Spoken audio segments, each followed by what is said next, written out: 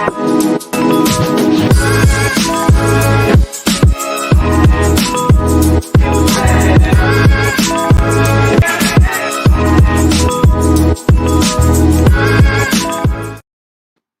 that music just get you going? Because every time I hear it, it gets me going. How are you? I am just so excited to come to you tonight. I'm Sadia Davis, the producer of Real to Real, and it is my absolute pleasure to start the real estate side. So Real to Real podcast is bringing into conversation real, REEL, as an intellectual property regarding film, TVs, commercials, music videos, gaming, scoring of music, anything that has to do with the development of content that we see on a screen, to real, REAL, estate development. A lot of people, they see me out at meetings and they go to my male counterparts, the other developers. Well, I'm a developer too. And so I thought, you know what, let's have a conversation with the fun and the most exciting people who are creating infrastructure in our cities. So that's going to be the real estate part. And so tonight I'm very excited to spotlight a dynamic, I don't want to call her a diva, but she's a dynamic closer in the real estate of residential property. And then I'm excited to talk to our special featured guest, an architect just extraordinaire. So let's get started. Jasmine Baynes. She is a phenomenal real estate broker. And I tell you, friends I know have used her services. Atlas Asset Management is amazing. And every time I log on to her social media, let's check out her social media. Oh my gosh. She's closing like multiple times a week. Let's bring Jasmine Baynes into the conversation. Hey, what's happening, lady? Hey, how are you? Oh, I'm so good and so happy to see you here. I just wanted to shine a light on you because you were doing all the things, giving all the people beautiful homes here in Chicago. Tell us a little bit about yourself. So my name is Jasmine Baynes. I am a native of Chicago. I've been in real estate since 2013. I pretty much got started in real estate because growing up, I grew up on the south side of Chicago.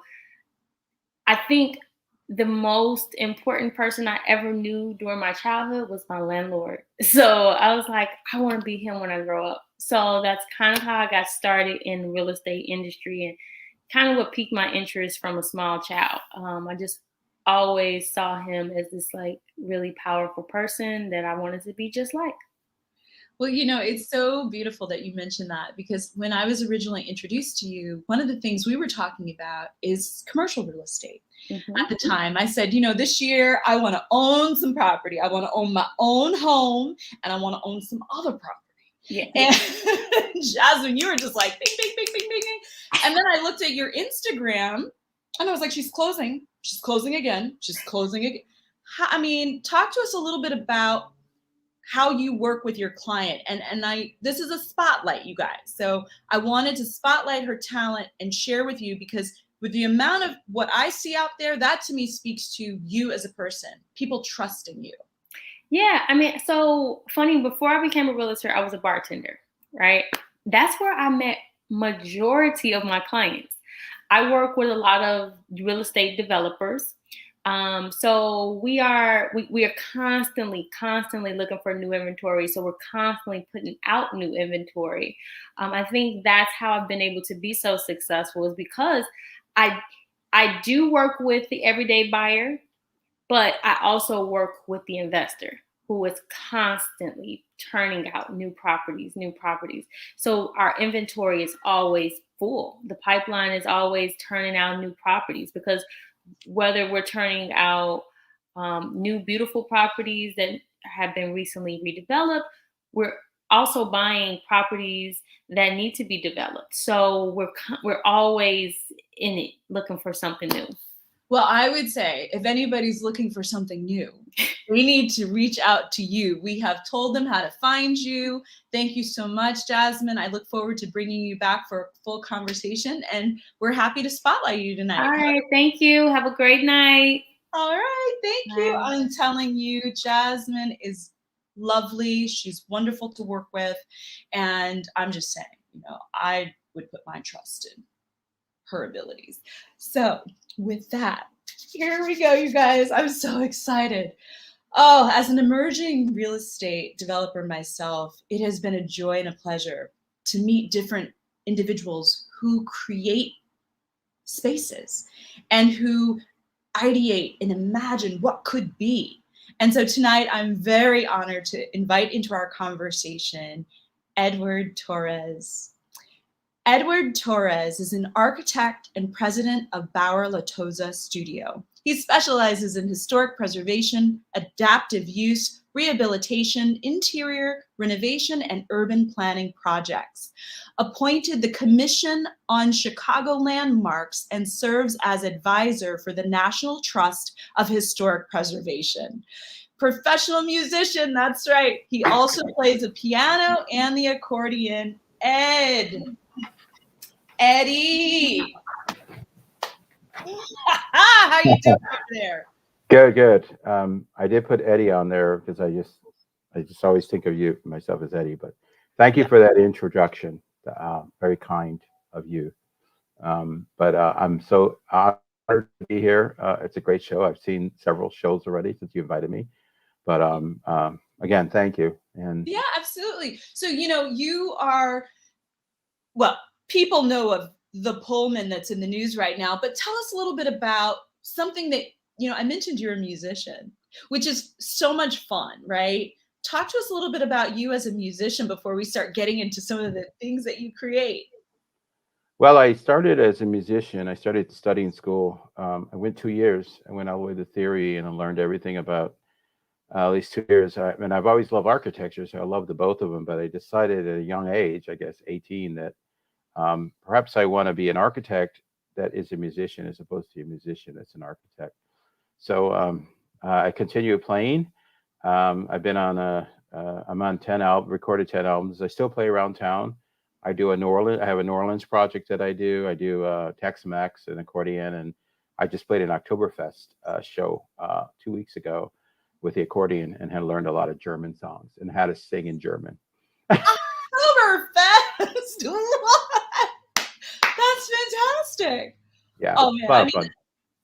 it sounds like a lot of fun. I mean, I think, little do all of your clients know that you have this other side? Some do, some don't. It's okay.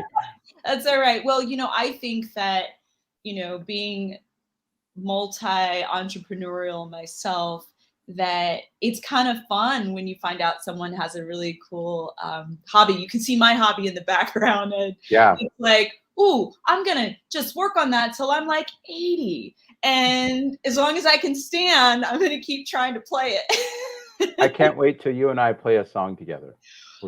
Listen, I tell you, our technical producer, Kayla Jones, you had an opportunity to meet her. She plays the bass, like the electric bass. Yeah. And she brings that bass over with also the amp, and we get over here and we jam. So all that to say, I really want to talk about your practice at Bauer Latoza. So let's talk about what you've got going on right now. We've had the Pullman, which has been in the media lately. Yeah, we've been working on that for many years. I've been working on it at Pullman area, going there for the last 25 years of helping, doing workshops on how to restore their windows and things like that. Several projects there, but yeah, that's been we were commissioned in 2017 for this visitor center. So we're talking about 4 years now of just that one building that just opened. So we're very excited that we come to a milestone of opening that. Of course, Obama signed it in 2015 as a national monument. And then we partook in a planning project, planning us and many other architects and engineers pro bono called the Positioning Pullman. And basically it was laying out the master plan of what we should do now that it's a national monument. What are the sort of elements? And of course, it was community centric. And then fast forward to when it went out to RFPs for the architects, and we were hired or retained. It was a very competitive process. Here's the Pullman administration building. Just a couple days before it opened, there's the transfer grills, the tracks that we recreated. None of this was here. This was all weeds and gravel, weeds, trash, everything else. All of this is new, and it's to symbolize or give a feeling about what it was like with these big cars coming out as they were moving along, and as they detailed them, and they kept going, and they ran along these tracks north and south behind the administration building. Now the administration building is now going to be the visitor center. That is a national park. Here's some interiors right now of the exhibit. If you have not been there, I recommend it highly. It's got a lot of it is I shouldn't say a lot, but there's good news, and there's other stories that aren't so good, which is all part of the history of Pullman, and which has labor, it has planning, it has African American, with the Porters being the first unionized organization. Here's a rendering that was done post when we finished the planning project. Here's a rendering that was kind of our vision before all of this, and this was done by Smith and Gill, who were our partners on this too. They helped us with the site design. But I love this rendering because it shows, if you had seen it before, but it shows like this is what we're dreaming, and we're pretty close to this. Nice. And it just gives me goosebumps to think about that we've gone that far with Pullman. Well, you mentioned site design, which I can't help but mention. Mr. Ernie Wong as one of the fabulous. Partners as well. Amazing. Yeah. So one thing that I found, my development partner, Scott Goodman, said to me, we were having lunch, and he said, he told me the history of the Pullmans. Thank you, Eddie. We were at the opening of the Pullman cars. At Union Station, which was amazing.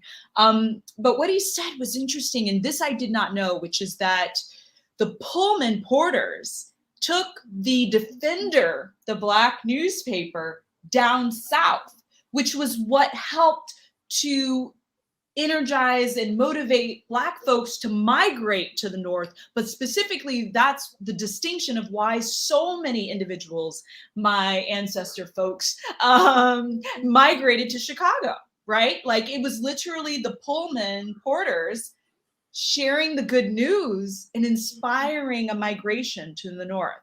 So there's so much legacy in these spaces that people recreate. One of the things that I love about what you do is the preservation side of what you do. So we'll take a look at some more of what your projects are, but there's a distinction that you have in terms of historic preservation. Yeah, and I actually included, just because of the real part of the entertainment, which I consider hospitality too.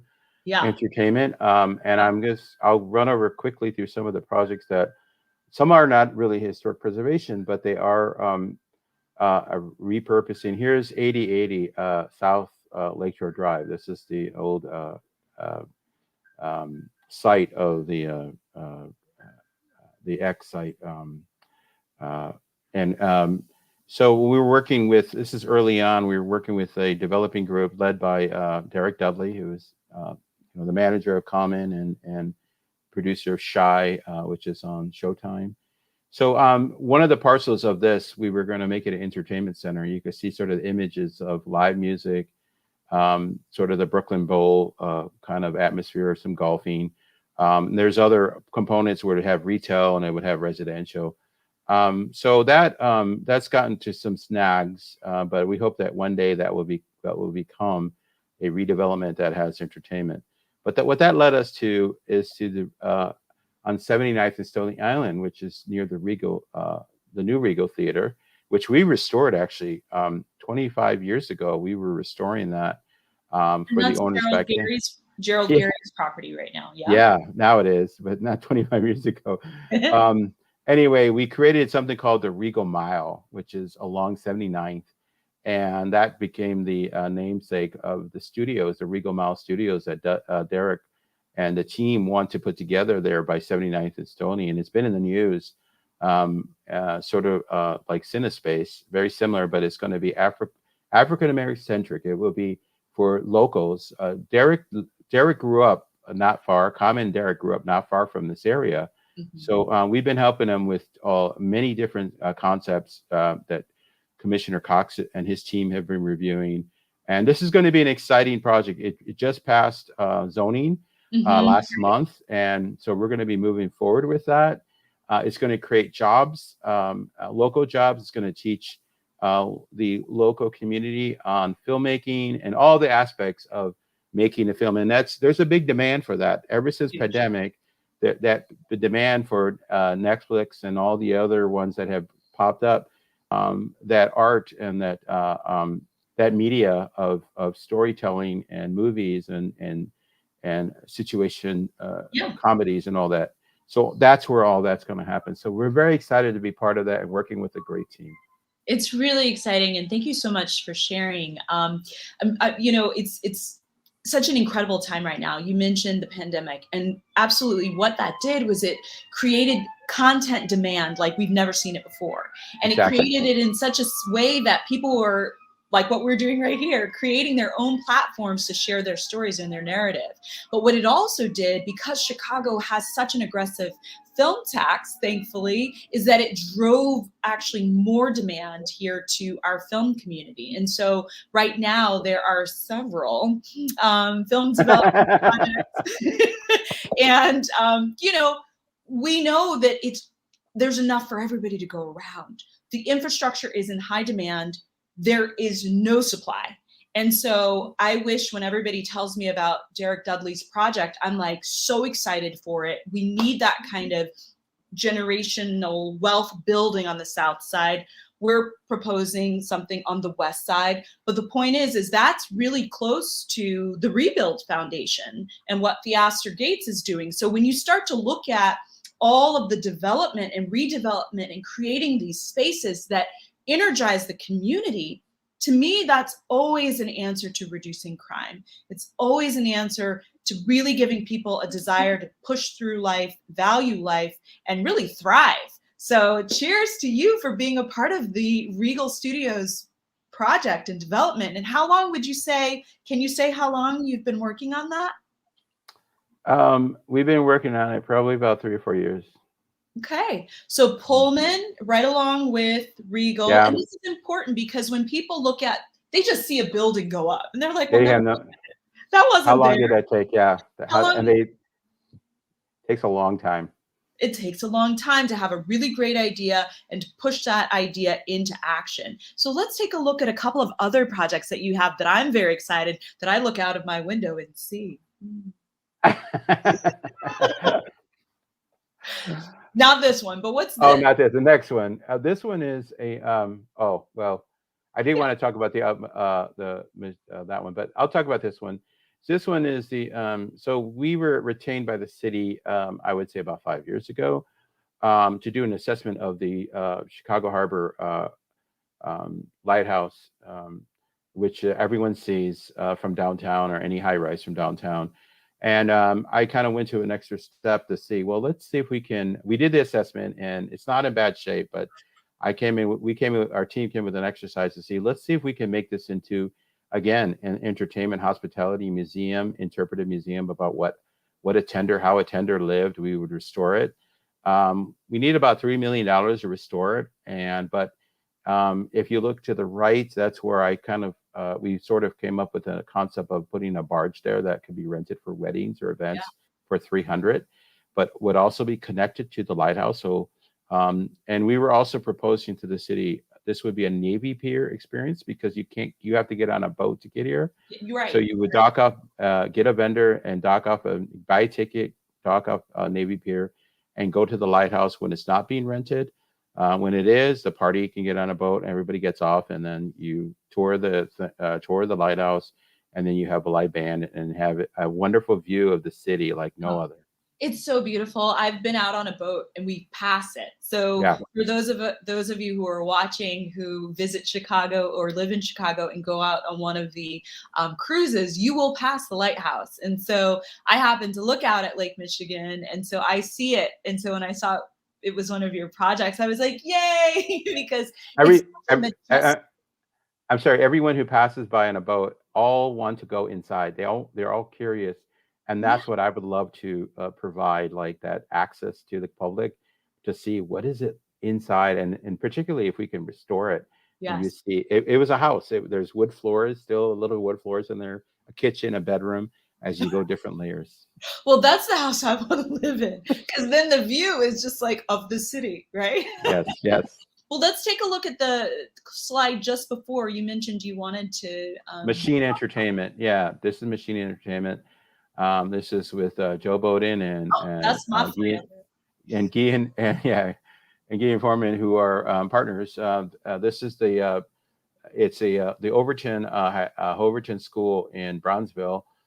So we're taking the annex, and they want to make it. We're in permit now. We're almost done with permit, and they want to make it an incubator of media and recording for local kids to learn, to teach them how the process of that. It's a smaller scale than what we talked about, the Rego Mile, but it is, if we could do one of this and start and do a model, and then those colorful squares off on the side, those would be storage cargo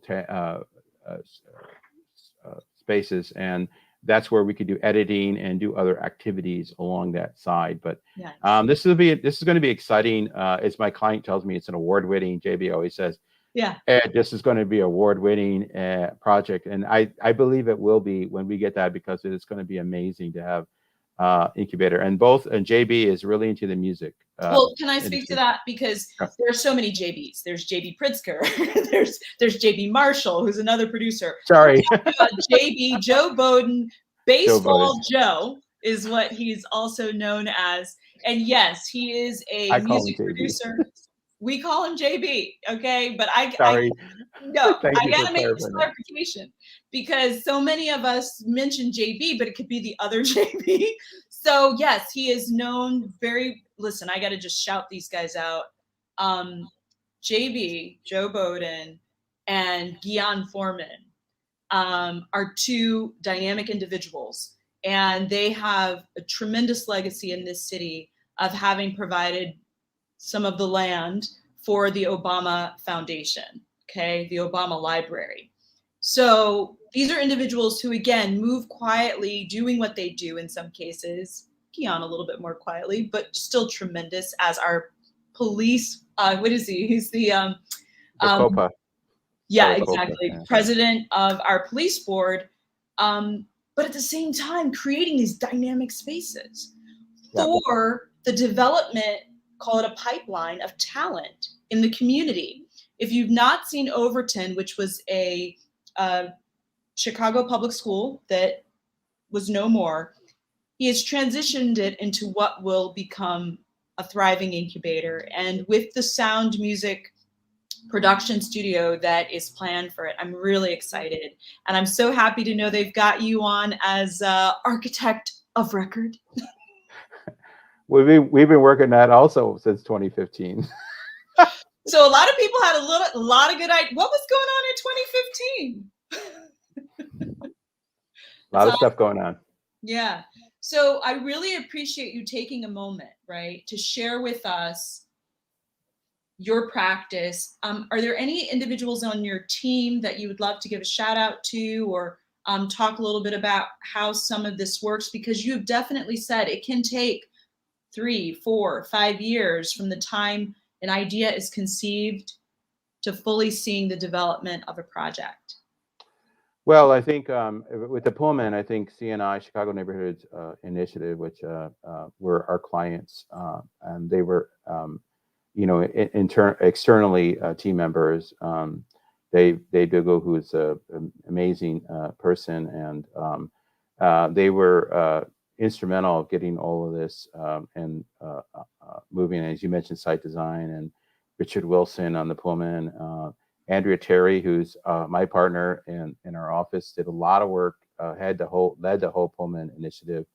And we have Kirk Sippel, who's one of our project associates in our office that does a lot of this work in exterior historic preservation work. So very fortunate. And there's 15 of us in the office. We're downtown on Michigan Avenue near Van Buren and Jackson, or between Van Buren and Jackson. I get to see fortunately, we've been here for about 4 years now. I get to see the Buckingham Fountain, and I always think to myself, my parents were immigrants from Mexico, and I always think to myself, I can't believe I'm here on the 7th floor of this building, and I get to see Grant Park, and I get to see this fountain that my parents took us to when I was a kid, and I never thought that I would have my office looking out to that and watching it, the beautiful fountain going on now that it's on post pandemic. So I'm just so I feel so blessed to do what I'm doing, and I also am playing music. So it's great, and meeting you has been also one of the highlights, recent highlights of my career, my professional and personal career. So thank you very much for inviting me and having me talk a little bit about our projects and again, talking with you. Absolutely, Eddie. You know, it's so funny. Your name is Edward Torrez, you know, and just, you know, when I meet someone, I never call them by their nickname. I mean, I have to be invited into that. In fact, I say to folks, you know, they say, oh, just call me Jim. Well, I don't know you well enough, James, to call you Jim. Well, just call me Jim. Okay, well, since you told me, I'll call you that. With you in an email, I was just like, hey, Eddie. And I was like, oh, wait, I'm so sorry. I don't know you like that, right? And you were like, no, that's fine. That's what my friends call me. And I said, well, okay. But having gotten to know you, as you are a delight, I'm so excited about the projects that you have brought to life. That little boy, right, looking at the Buckingham Fountain had some sort of desire because you popped up across the street with your business, you know, however many years later. And I'm always encouraged and sharing those stories because it doesn't matter your age, where you are in your life. At some point, you had an idea. And at some point, that idea starts to take on its life. We don't always know when or where, but it does show up. So thank you for showing up for us tonight, Eddie Torrez. Well, thank you very much. And thanks for inviting me. And we're continuing to do the work that we do. And some of the projects, just quickly, we're working with Muddy Waters' great grandchild, Chandra Cooper, restoring their house. We're working on the Emmett Till house, restoring that house. Okay. Yeah, we're restoring that house. I just got retained to do the church where Emmett Till was laid. We're working on Southside Community Arts Center, which is the oldest African American arts center in the country, continuing in the same site. So we have I since purchasing the firm more than 8 years ago, I made it an effort to do these noble. They're not money makers, in no way, but doing these money making. I'm doing these noble projects that are really going to have effect on not just the African American and the Latino communities, and try to preserve these and tell the story of all of us that as part of the fabric of the city and the country. So I'm putting all my efforts to do even more before I'm not doing this anymore. So which I know it's a long time, but you've got some time. In fact, Kayla, you've mentioned so many things with music and art that I would love to, if I can, bring in our technical producer to see if she has anything she wants to say. Oh, yes. Well, first, Edward, I just want to say thank you again for being a guest on the show. And I really appreciate the attention that you pay to these historical sites. And it's just great to see someone like you who values those kinds of properties. So that does mean a lot. And as a musician, oh my goodness, just if you could give us like the 30-second answer, like what's your go-to instrument, like when you want some musical therapy? I know you play the accordion. Is there anything else that you play? 30 seconds.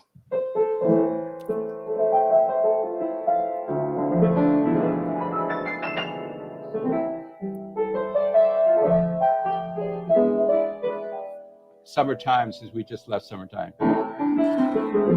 Let it breathe. Let it breathe. I